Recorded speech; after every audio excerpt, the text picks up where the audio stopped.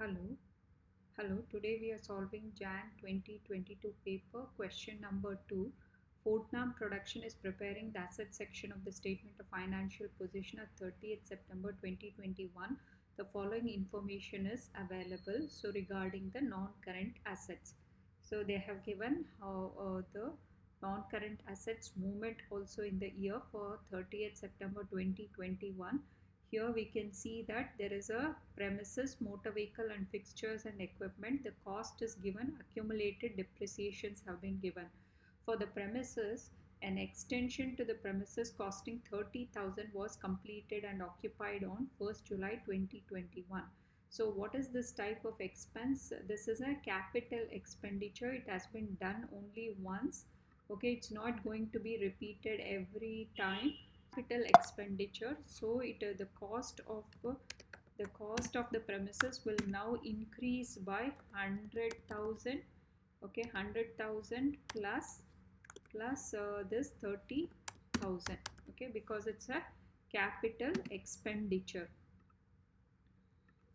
It's a capital expenditure. Okay, so now next one is motor vehicle, which had a cost of 10,000 with an accumulated depreciation of 4,500. It was sold for 5,500. A new motor vehicle costing 15,000 was purchased.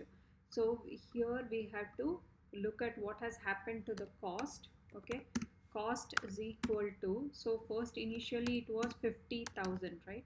Now it had a cost of 10,000 was sold, so you remove that cost. Okay, then they purchased a vehicle which costed 15,000. So these are the changes to the cost. Okay, so changes to the cost has to be done first. Then fixtures costing 1,000 were sold for 500 on 1st June at the carrying value. So cost was 1,000 that was sold. So here the cost change alone for the fixtures and fittings is going to be 9,000 minus 1,000. So now we have to, okay, I see what is the method of depreciation they're following. If they have a straight line method, then we just calculate on these changes in cost. If it's a reducing balance method, you will have to adjust the depreciations also and then apply the rate. Okay, so now since it is a straight line method, okay, Fortnam Production has the following depreciation policy. All non-current assets are depreciated using straight line method at these rates given.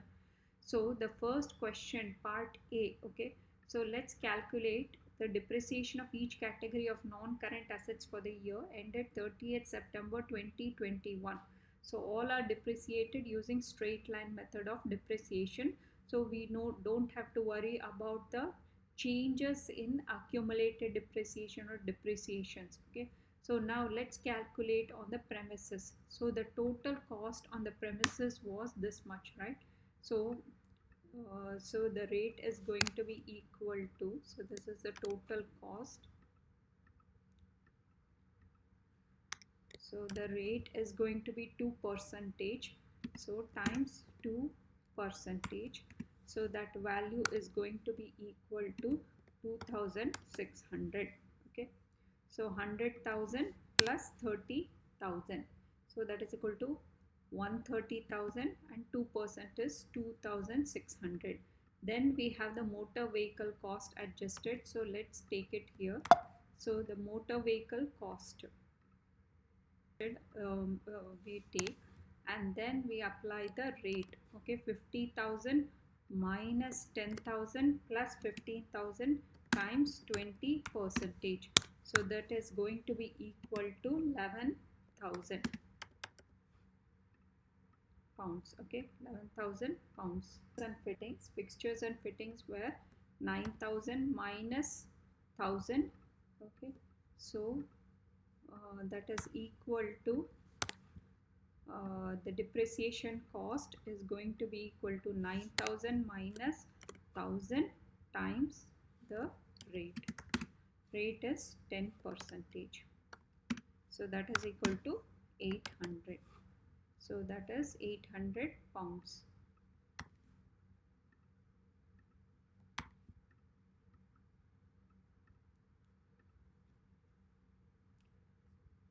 Next we have the prepare the extract of the statement of financial position of 30th September 2021 showing the non-current asset sections.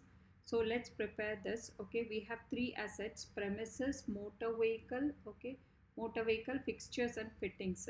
So now let's see what is the cost changes. So as we have seen, let's the cost we have adjusted here. It has become 130,000 for the premises, so 130,000, and for the motor vehicle we can see 40,000 plus 15, it is 55,000. So it is 55,000, and for the fixtures and fittings it is 8,000.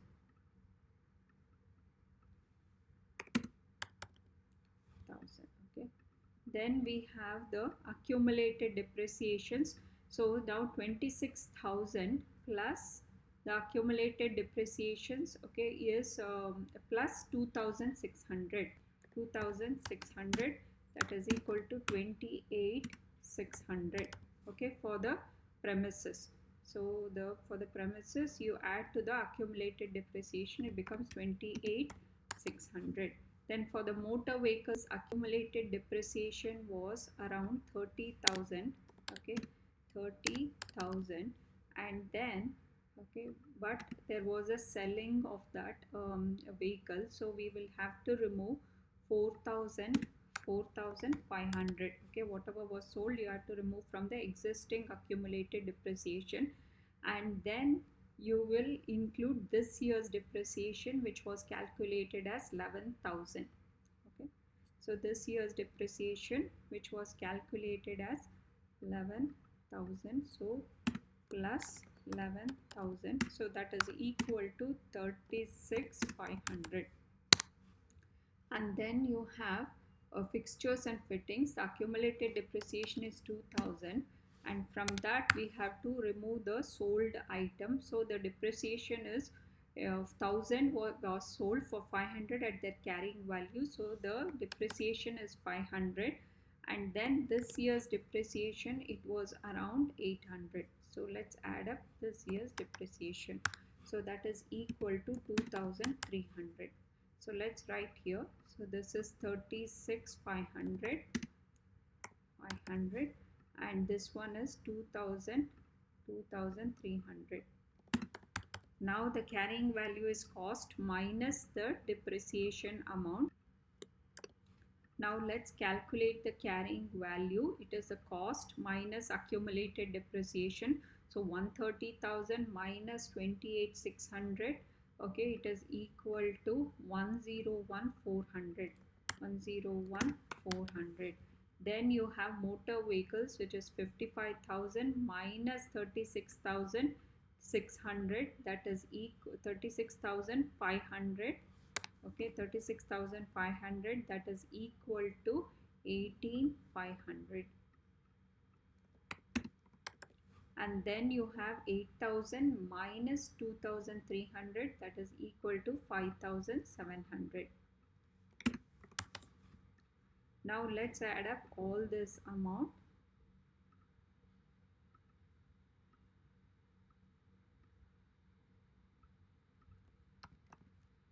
So that is equal to, let's add up the cost. So the cost is going to be 193,000, and accumulated depreciation total will be 67. Okay, so it is 67,400, and then the carrying value total cost is going to be 125,600.